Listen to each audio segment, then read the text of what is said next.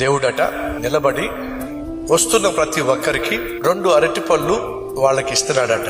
అది చూసిన జనం అంతా కూడా పెద్ద లైన్ లో నిలబడ్డారట. అందులో ఒక చిన్న పాపం పేద పాప వాళ్ళతో పాటు లైన్ లో నిలబడింది. దేవుని దగ్గరకు వచ్చేసరికి 2 అరటిపళ్ళు ఇచ్చాడట.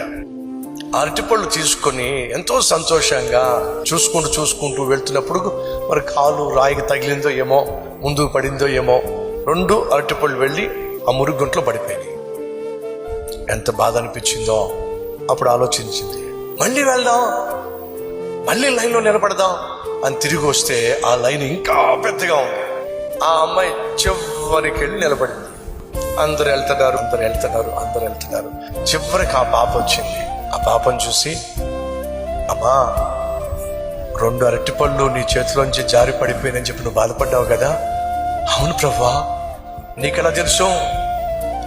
అలా జారి పడే విధంగా చేసింది నేనే. ఎందుకో తెలుసా? ఈ కంప నిండా ఉన్న అరటిపళ్ళు నీకు ఇవ్వాలని చెప్పి వాటిని నేను నీకు దూరము చేశా. సహోదరి సహోదరులు, మన జీవితాల్లో మనం ఆశించింది ఏదైనా మనకు కాకుండా పోతున్నా, దూరం అయిపోతున్నా దిగులు పడకండి. అంతకంటే శ్రేష్టమైన దాన్ని నా ప్రభు నీ కోసం దాచిపెట్టాడు.